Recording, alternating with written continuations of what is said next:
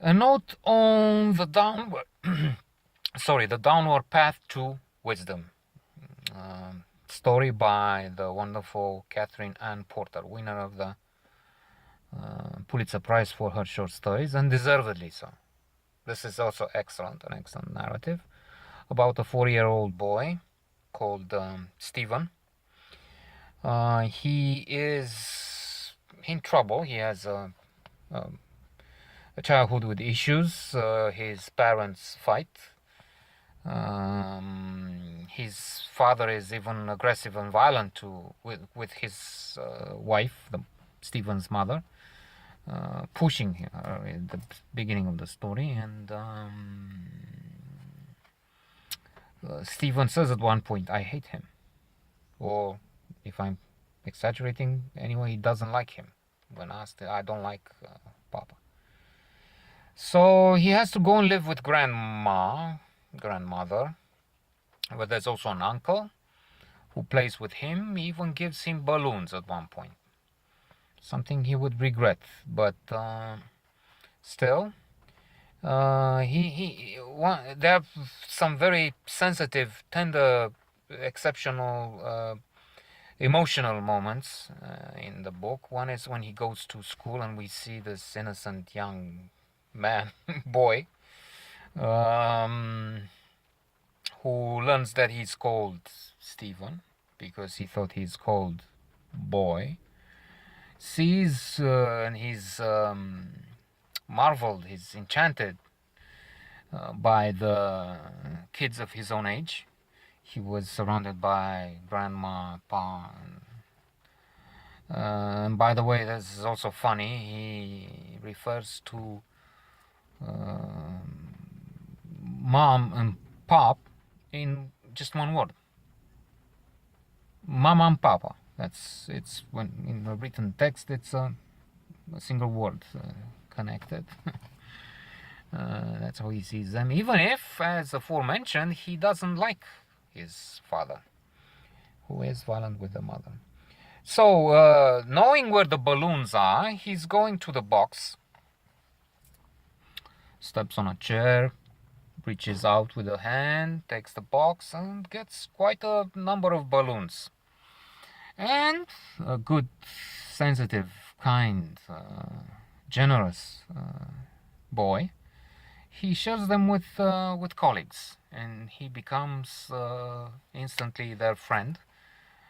Whereas initially they were somewhat reluctant because they didn't know him, and were a bit shy or distant. With this gift, he becomes one of them. As they ask him what's the play he prefers, and they go for that, and so on. With no spoiler alert, I will let you see what happens with the uncle and the rest.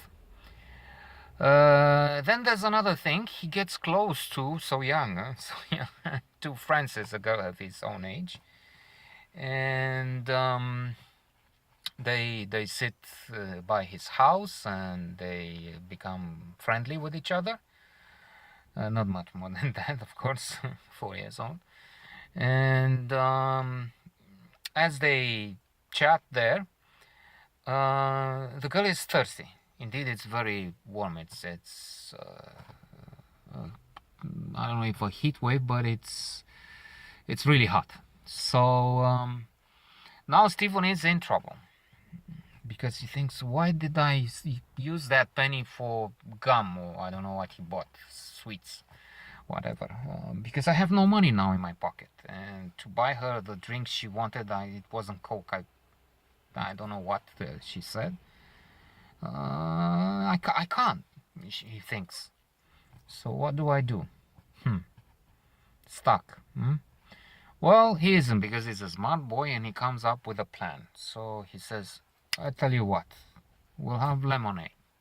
Oh, yes, I prefer that. And indeed, he's going to the house, careful not to be seen, because he knows in that time, in that place, there was, it seems, just one lemon, if I remember correctly. Sugar was also not abundant, so there were limited supplies of so many things, and not like today when we waste and consume so much, a consumerist society, but that's another issue. So he gets the lemon, he gets some sugar, puts water, and then he thinks, well, I need more sugar. He comes back, gets some water. I was also very I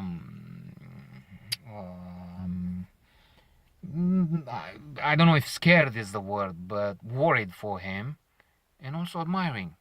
This guy has such courage. He's going back to get more sugar after he knows that he took already the balloons, the lemon, and it's true. Also, he's innocent. He's only 4 years old, and he doesn't really realize or sees dangers and situations as adults do. And he's going to the girl. They enjoy the lemonade.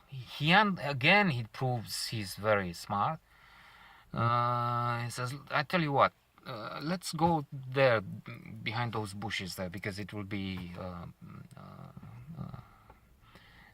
shadow. We'll stay in the shadow and with this heat. In fact, he's worried not to be seen. He realized that so close to the house, to his house where they were sitting and enjoying it, somebody could come and catch them there. And they go to the bushes, they drink, and when they cannot drink anymore, they decide to baptize the bushes when something happens. I will not say what. You need to read and see it. Wonderful, wonderful story.